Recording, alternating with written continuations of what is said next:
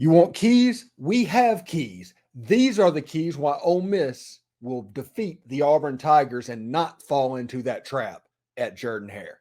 This is the Locked On Ole Miss podcast. You are Locked On Ole Miss, your daily podcast on the Ole Miss Rebels, part of the Locked On Podcast Network, your team every day.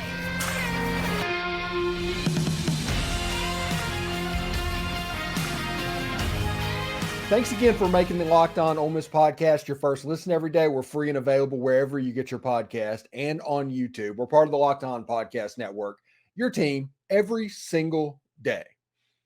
Also, want to let you know that the Rebels play the Auburn Tigers Saturday at 6 o'clock Central Time. It's broadcasted on ESPN. But if you want to listen to David Kellum and the Rebels hometown crew, you can listen to Sirius channel 191 or on the SXM app searching Ole Miss Rebels. Hello, I'm Stephen Willis, and this is the Locked On Ole Miss podcast. And I do want to let you know that today's show is brought to you by Prize Picks. Go to prizepicks.com/LockedOnCollege and use promo code LockedOnCollege for the first deposit match up to $100. Daily fantasy sports made easy.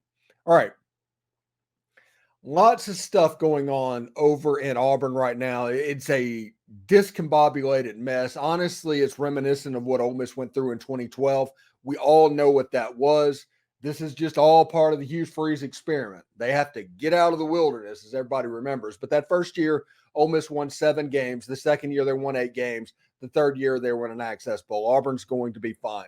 But right now, as the team is situated at this moment, Auburn has an inferior team to the Ole Miss Rebels. Now, they do have some intangibles in their favor. Playing in Jordan Hare Stadium is a big advantage historically for the Auburn Tigers. Ole Miss is going to have to handle that. Ole Miss needs to start quickly so that crowd can't get a chance to get going, because if it does, it can affect things. That is going to affect the confidence of the team, as we spoke about yesterday. But those situations are basically, other than on the football field, ways that the Auburn Tigers could turn this into a little bit of a dogfight.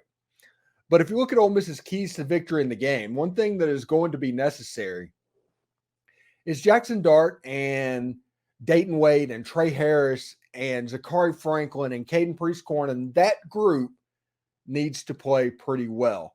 Now, if you look at that, our keys to victory is just that, the Jaxson Dart statement. And then Ole Miss needs to make possessions count, because I do expect Robbie Ashford to start this game and for Auburn to play at a very slow tempo. It's going to be the Arkansas game on steroids. You're going to need to spy Robbie Ashford. You need to have that contingency in place, because I think Robbie is probably going to end up starting this game. And third of all, the front seven must play like they did versus Arkansas, where they held Arkansas to 36 yards rushing. Auburn is going to try and run the football. They're going to try to move the sticks. They're going to try and play slow. Picture that first drive that Arkansas did against Ole Miss, and you will see what the game plan is probably likely going to be for the Auburn Tigers. But we're going to start off with the Jaxson Dart and the wide receivers kind of need to make a statement. And this unit right now is number 2 in the SEC in offensive efficiency. It's even crazy. They're number 4 right now in defensive scoring efficiency. And those two categories tell you exactly why they're 5-1 at the moment. They're a good football team. They're pretty much the number 3 football team in the Southeastern Conference right now. You can't put them up above Alabama because Alabama beat them. But if Ole Miss beats Georgia, which it looks like right now, Brock Bowers is going to have surgery for tightrope that's going to put him out 4 to 6 weeks. And if you look at the schedule, that puts him at the very earliest coming back, I think, for the Ole Miss game. And I don't know if you would risk Brock Bowers in that with Tennessee coming up the next week.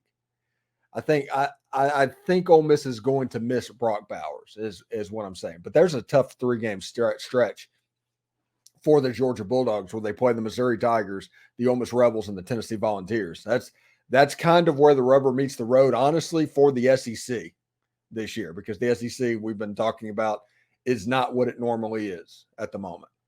Their big hope is the fact that Georgia is seemingly winning every game, but they're not starting particularly well most of the time, and now they're going to have to do it without their generational player Carson Beck's really going to have to show out moving forward.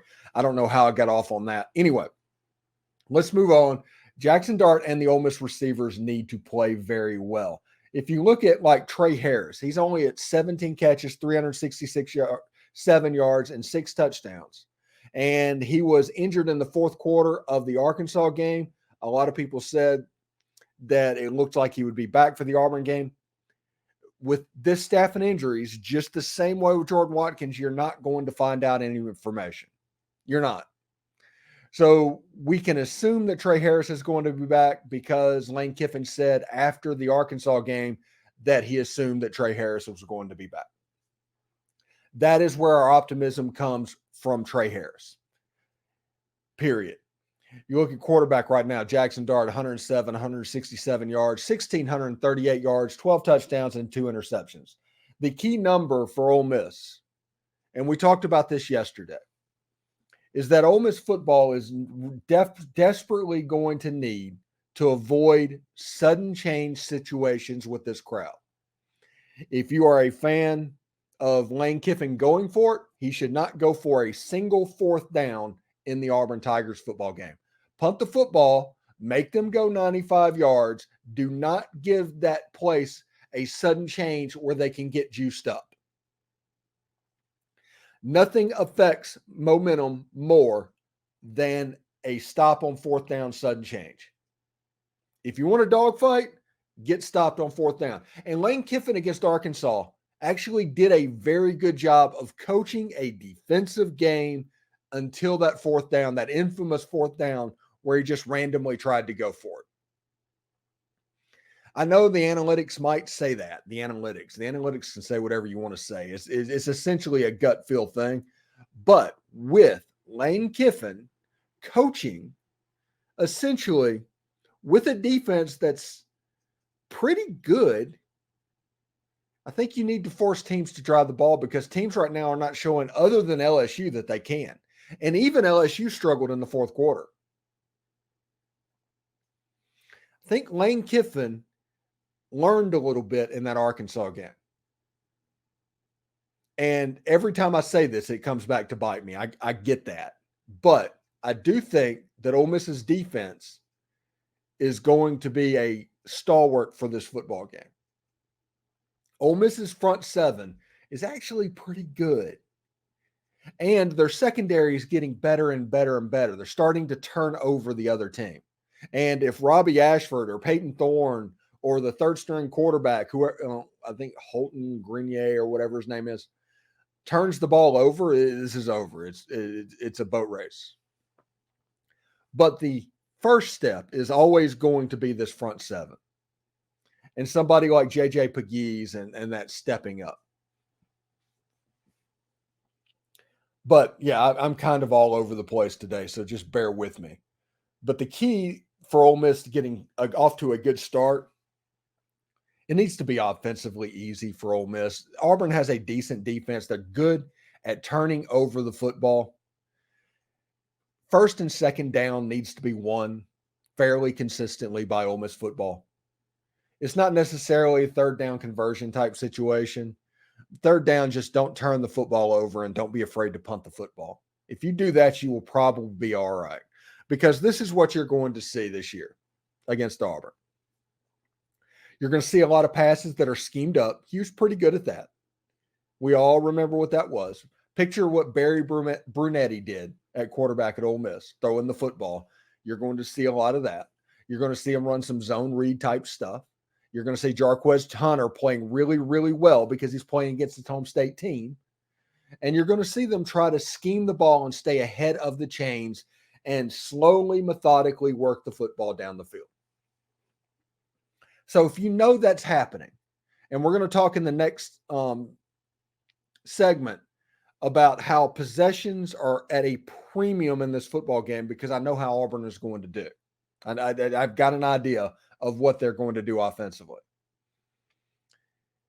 That the offense needs to work at peak efficiency going down the field. They need to win first and second down. You need to avoid 2nd and 10. You need to avoid 3rd and 10.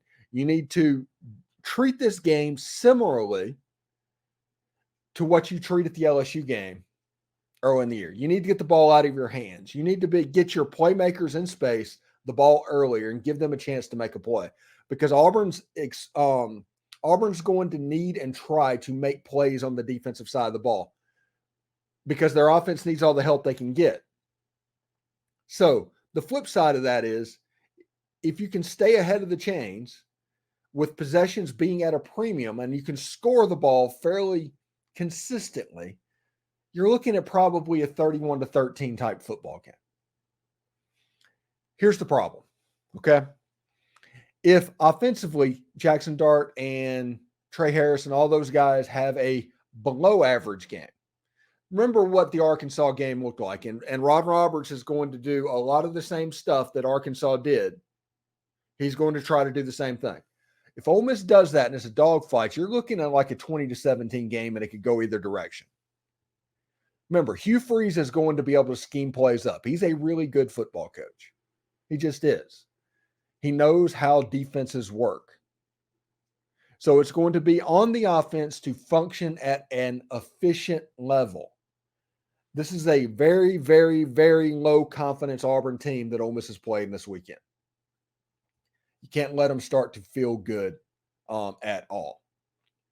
So today's show is brought to you by LinkedIn Jobs. These days, every new potential hire can feel like a high-stakes wager for your small business. You want to be 100% certain that you have access to the best qualified candidates available, and that's why you have to check out LinkedIn Jobs. LinkedIn Jobs helps you find the right team, right people for your team faster and for free. You know, it is so easy to create a social media profile. We're 20 years in at this moment. I mean, everybody knows how to do that. So go to LinkedIn, create your profile just like you would anywhere else. And then this is the kicker, right? Add a purple hashtag hiring frame to your LinkedIn profile, and you can spread the word that your company is in fact hiring.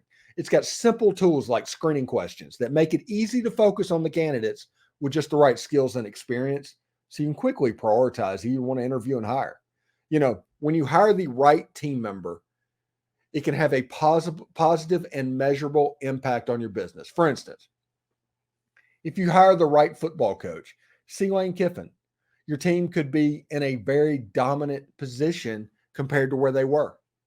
They're winning 75% of their games right now. We're talking about, can Ole Miss make it to Atlanta? They're 5-1 at the turn.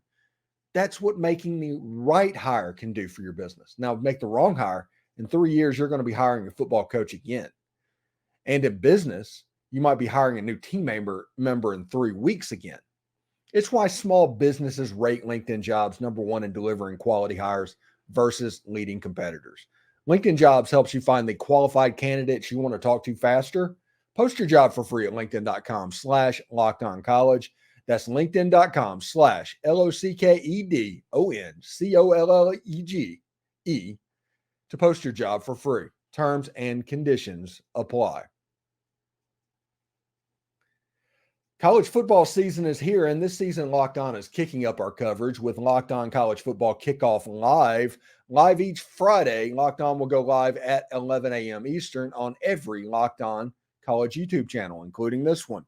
College Football Kickoff Live will cover playoff implications, the conference rivalry games, and go in-depth like only Locked On can, including insight and analysis from our stable of Locked On College hosts covering their team every day. Find Locked On College Football Kickoff Live every Friday at 11 a.m. Eastern on any Locked On College YouTube channel. You will not want to miss it. All right.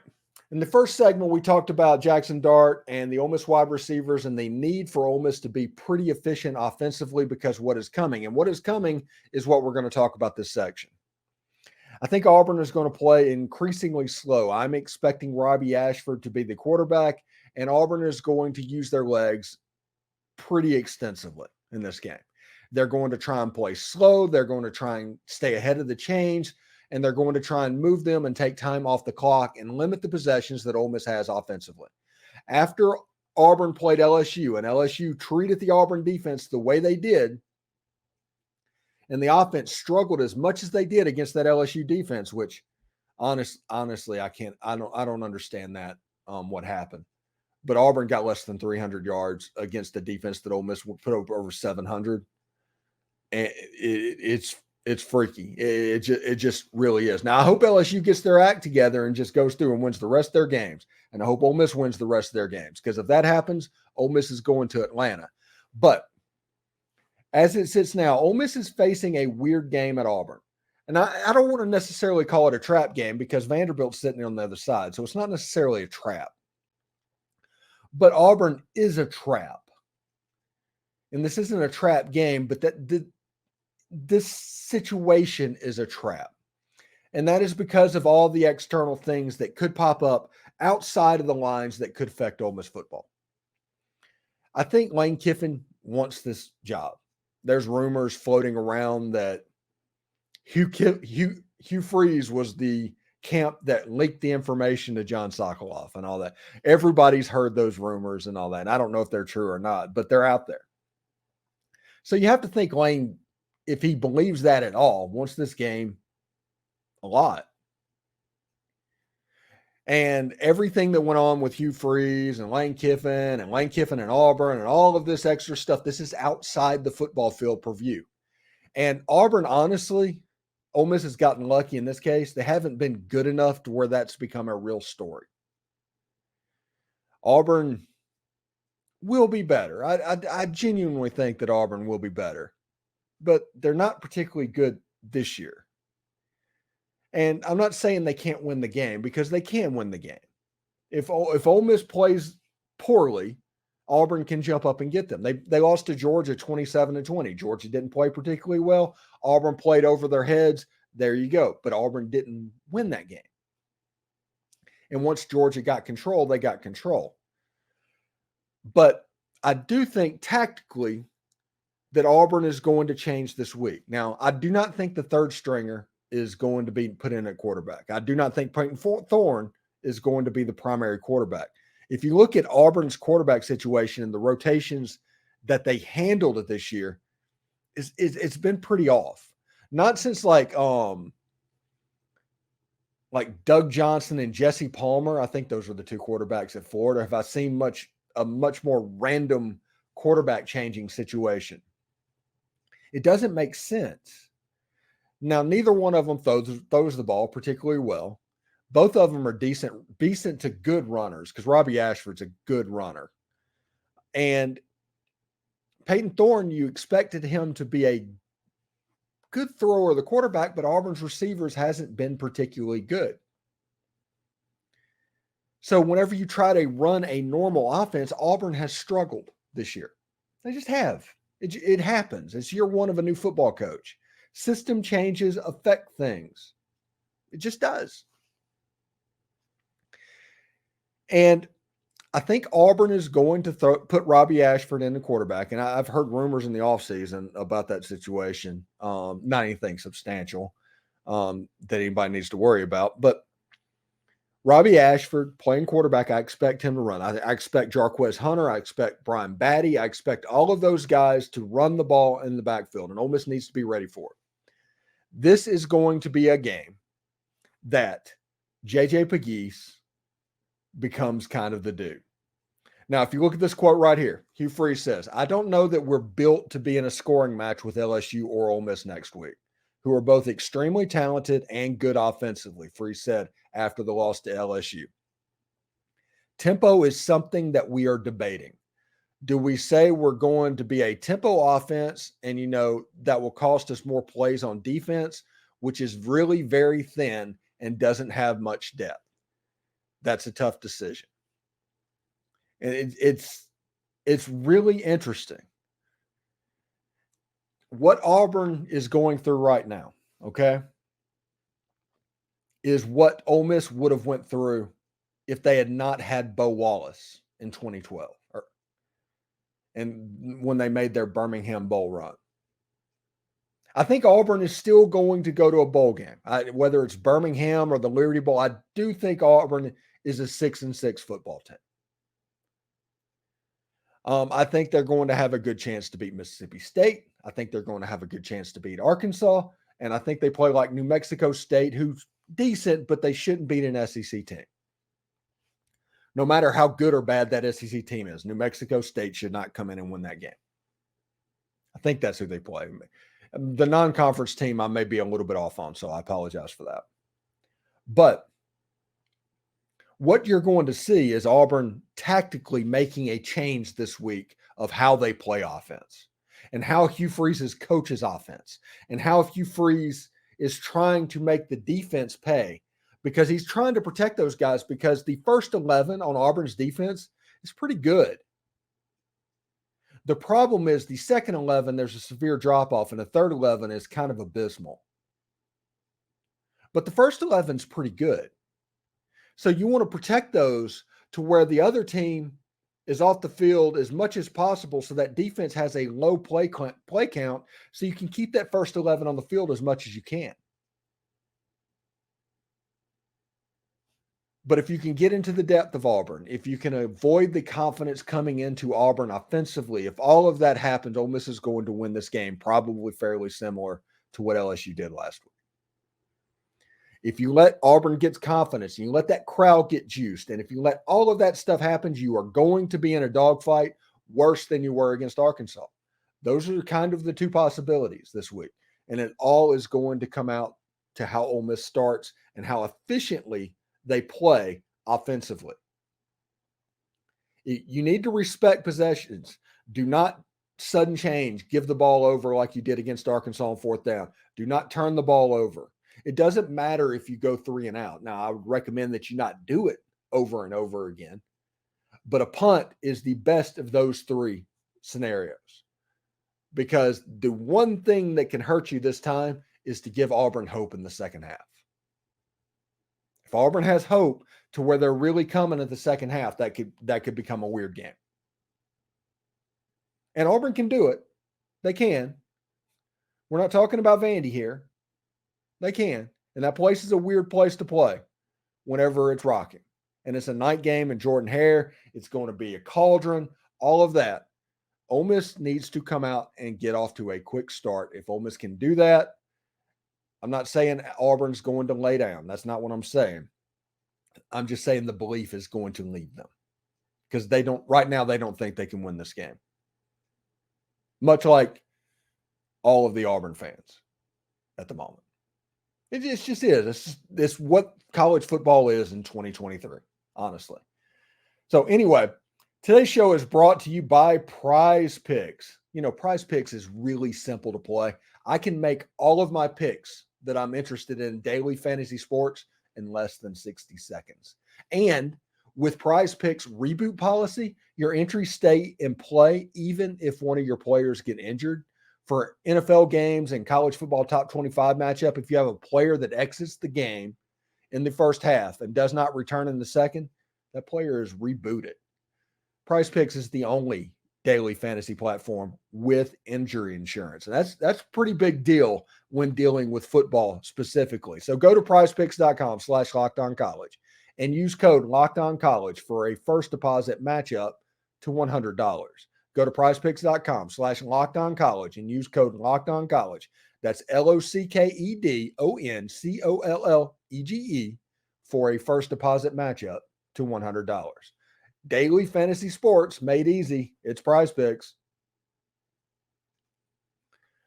Also, the Rebels play the Auburn Tigers Saturday at 6 o'clock Central Time. It's a chance to listen to David Kellum and the Rebels hometown crew as the Ole Miss Rebels look to continue their run.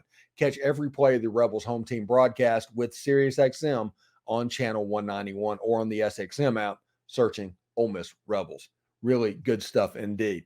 All right, so the last thing that we want to talk about today, and it's pretty interesting, and it's, well, not necessarily interesting, but it needs to be talked about. You look at the front seven must play like they did against Arkansas. And I'm not talking about the statistics. I'm talking about just the way they played. This was a team against Arkansas that was completely ready for the physicality of the football game. Completely ready to go in there and just completely mix it up and get after the quarterback. That same mindset for the front seven is an absolute key to the football game against Auburn.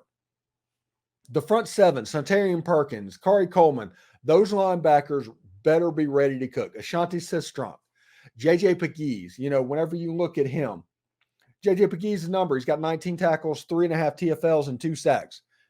Now, we're 2 coaches past the coach that was there when JJ Pegues was there. So I don't know if how much of a motivating factor playing Auburn will be.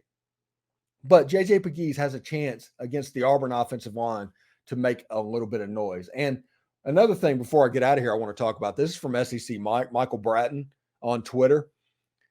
The SEC's scoring efficiency entering week 8, Ole Miss ranked 4th in the conference in defensive scoring efficiency, behind Georgia, Alabama, and Tennessee.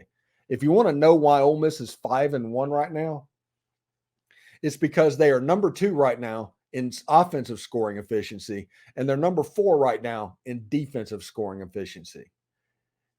That is why Ole Miss is where they are.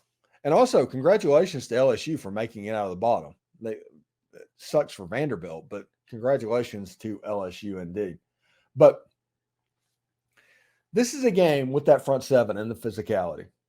I expect Ole Miss to do some work. This could be a good day for Stephon Wynn. This could be a good day for Jared Ivey. Cedric Johnson could show up.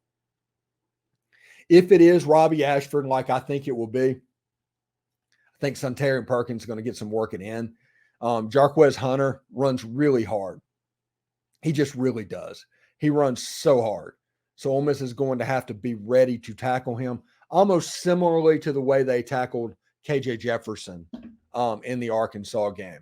So I'm looking forward to seeing how Ole Miss handles what is cooking for them offensively, because I do think tactically Auburn is going to be forced to change this week because the offense is just kind of hanging out their defense. This is going to sound really silly, okay? So I understand that. But Auburn has gotten to the point where they're under the Iowa model of football. The offense needs to take care of the football. They need to not put the defense in harm's way, and they need to be okay with punting the football. And hopefully there's going to be a game or two that you win 17-13. But Auburn's offense is not good. The wide receiver position is not as good as it could be. Peyton Thorne has not lived up to what he needed to be. And also, Ole Miss signing Spencer Sanders and giving him the NIL deal to keep him out of Auburn. How big of a personnel move is that looking right now? Because this Hugh Freeze offense could look completely different with a competent quarterback. It just could. But right now they look completely discombobulated, completely no confidence.